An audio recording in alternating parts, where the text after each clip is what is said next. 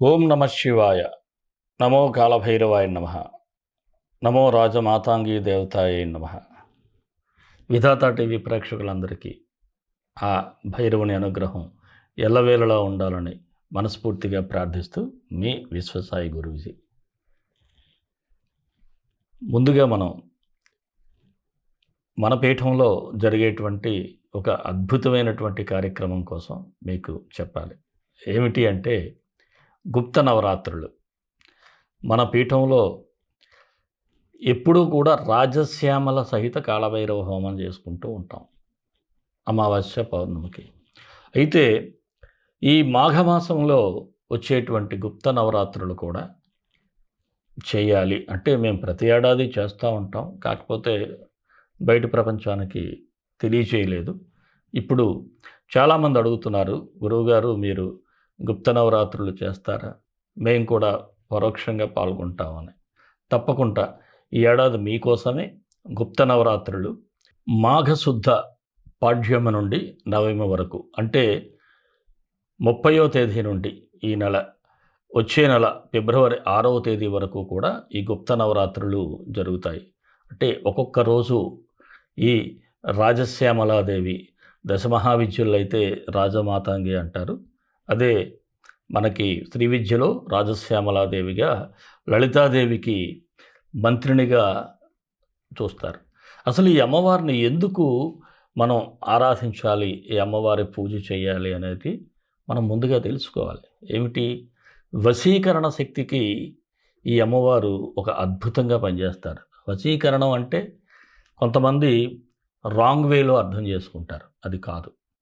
వశీకరణం అంటే ఇక్కడ మనం ఏదైనా పని చేసేటప్పుడు, ఒక మంచి పని చేసేటప్పుడు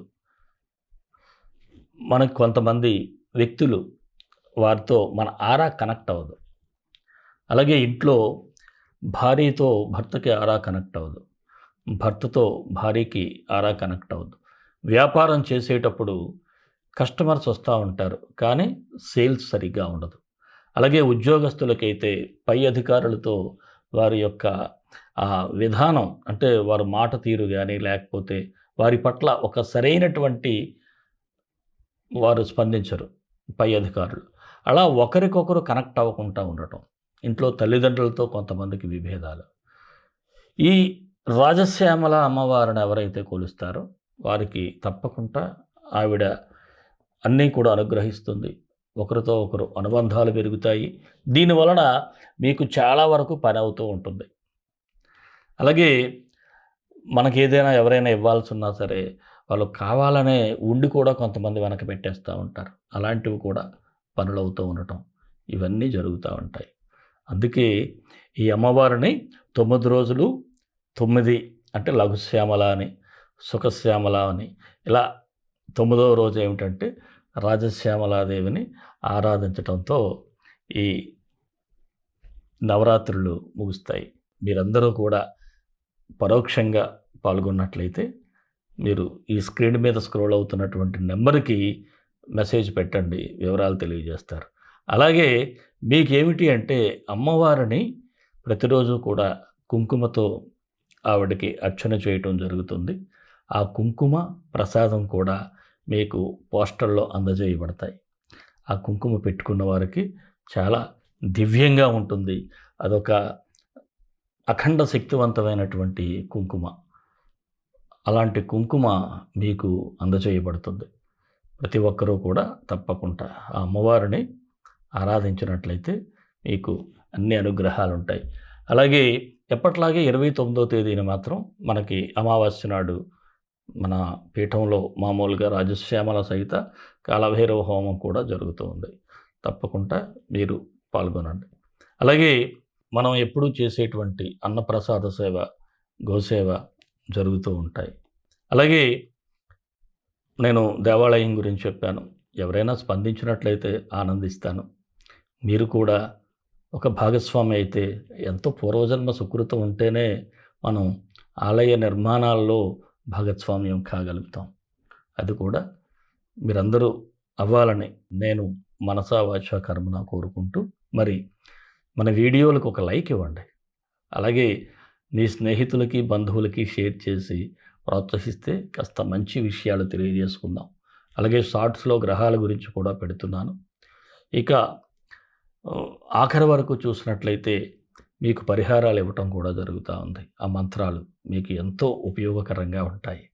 మరి మనం రాశిఫలాల్లోకి వెళ్ళిపోదాం. వృషభ రాశి ఫిబ్రవరి 1 నుంచి 15 వరకు ఈ వృషభ రాశి వారికి ఎలా ఉంటుందో ఒకసారి పరిశీలిద్దాం. మీకైతే ఒక మాటలో చెప్పాలంటే కాలం కలిసి వచ్చేటువంటి రోజులు. అంతా సవ్యంగానే ఉంటుంది. కాకపోతే దాన్ని మనం ఎలా సద్వినియోగం చేసుకుంటాం. మీ చేతిలో ఒక కత్తి ఉందనుకోండి, దాన్ని చెడుకి వాడచ్చు, మంచికి వాడచ్చు. అది మీ మైండ్ సెట్ని బట్టి ఉంటుంది. అలా చాలా మీకు అనుకూలమైనటువంటి పరిస్థితులు ఎదురవుతూ ఉంటాయి. కాకపోతే వాటిని మీరు ఉపయోగించుకోవటంలోనే ఉంటుంది. ఇక మీ మాట అంటే కాస్త ఇంపార్టెన్స్ అనేది పెరుగుతుంది. అది ఇంట్లో కావచ్చు, బయట కావచ్చు. పెద్దవారితో పరిచయాలు ఉంటాయి. సంతానం విషయంలో కూడా కాస్త సానుకూలత కూడా కనిపిస్తూ ఉంది. ఇక శారీరకంగా కాస్త మీరు బలాన్ని పెంచుకోవాలి. ఏమిటి అంటే వీక్నెస్గా ఉండటం, నర్వస్ వీక్నెస్. కొన్ని సందర్భాల్లో బాగా టైర్డ్ అయిపోతూ ఉంటారు. ఆ టైర్డ్ అయిపోవటం వలన బద్ధకం వచ్చేస్తుంది ఆటోమేటిక్గా. తర్వాత చూద్దాం, చేద్దాం అని.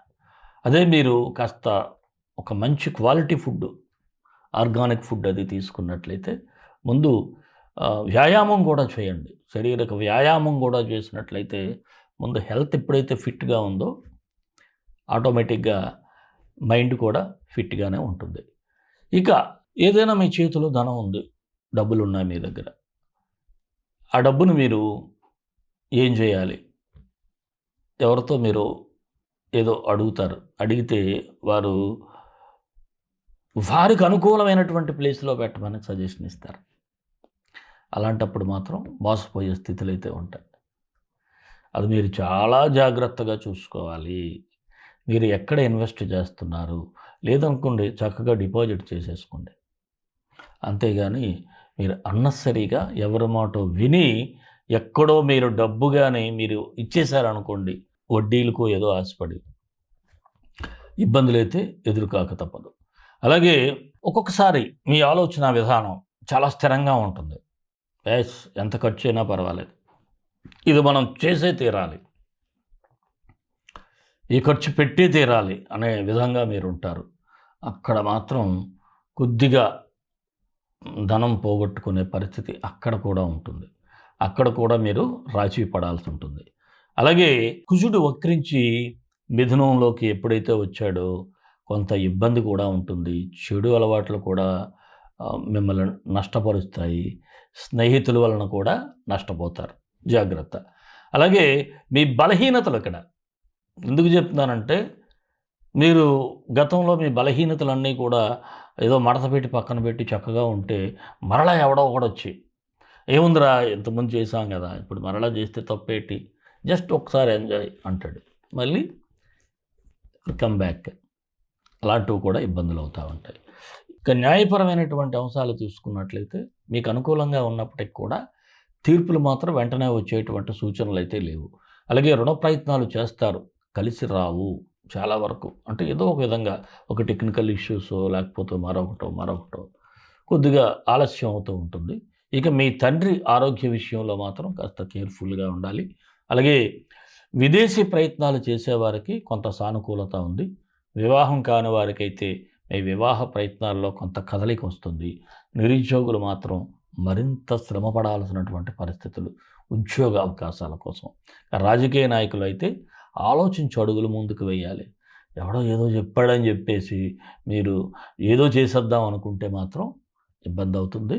మీకుగా మీరు చాలా కూల్గా ఆలోచించుకోండి, ఇది రైటా రాంగ్ అని. అప్పుడు మీరు డెసిషన్స్ తీసుకోండి. ఉద్యోగస్తులకి అంతా బాగానే ఉంది. కాకపోతే పనులు మాత్రం చిన్నపాటి పొరపాట్లు దొరికే అవకాశాలు ఉంటాయి. కొద్దిగా అవి మీరు మీ పై వాళ్ళకి మీరు కంప్లీట్ చేసిన పని సబ్మిట్ చేసేటప్పుడు ఒక్కసారి చెక్ చేసుకొని పంపిస్తే బాగుంటుంది.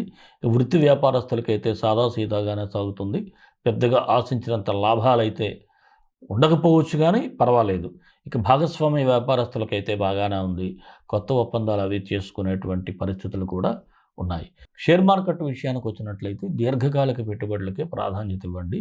చిరు వ్యాపారస్తులకైతే లాభాలు కనిపిస్తున్నాయి. కళారంగం వారికైతే ఏదైనా మీరు అది స్టేజ్ ఆర్టిస్ట్ కావచ్చు, లేకపోతే టీవీ సినీ కళాకారులకైతే మిమ్మల్ని పిలిచి కూడా వేషాలు ఇచ్చేటువంటి పరిస్థితులు అయితే ఉన్నాయి. విద్యార్థులకు మాత్రం చాలా స్టడీస్ మీద ఫోకస్ చేయాలి, లేకపోతే ఇబ్బంది. ఆరోగ్యపరంగా చూసినట్లయితే జాగ్రత్తగా ఉండాలి, లేకపోతే మాత్రం బ్లడ్లో ఇన్ఫెక్షన్స్ వచ్చే సూచనలు ఉన్నాయి. జాగ్రత్త. ఇమీడియట్గా ఏదైనా ప్రాబ్లం అనిపిస్తే డాక్టర్ని కన్సల్ట్ చేయండి. మరి ప్రేమికులకైతే యాజ్ యూజువల్గా ఉంది, ఎప్పట్లాగే బాగానే ఉంది. ఈ రాశి వారికి ఏ తేదీలు అనుకూలంగా ఉన్నాయి అంటే 2, 4, 8, 11 బాగానే ఉన్నాయి.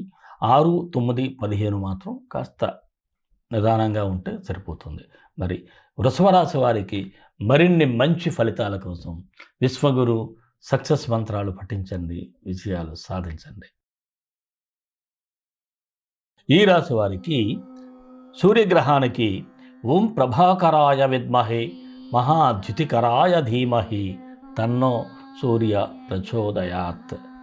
కుజుడికి ఓం లోహితాంగాయ విద్మహే భూమిపుత్రాయ ధీమహి తన్నో కుజ ప్రచోదయాత్. ఈ 2 మంత్రాలు డిస్క్రిప్షన్లో ఇస్తాను. ఉదయం సాయంత్రం ఒక్కొక్కటి 18 సార్లు పఠించండి, అద్భుతంగా ఉంటుంది. మీకు వీలైతే కుక్కలకి మాత్రం తీపి రొట్లు తినిపించండి, మంచి ఫలితాలు ఉంటాయి. అలాగే మరి మన ఇష్టదైవం కాళభైరవుడు, కాళభైరవ గాయత్రి. కాళకాళాయ విద్మహే కాళాతీతాయ ధీమహి తన్నో కాళభైరవ ప్రచోదయాత్. ఆ స్వామి అనుగ్రహం అందరికీ ఉండాలి. సర్వే జనా సుఖినో భవంతు, లోకా సమస్త సుఖినో భవంతు. దేశం కోసం, ధర్మం కోసం, భారతీయ సంస్కృతి విలువల కోసం పాటుపడదాం. స్వస్తి.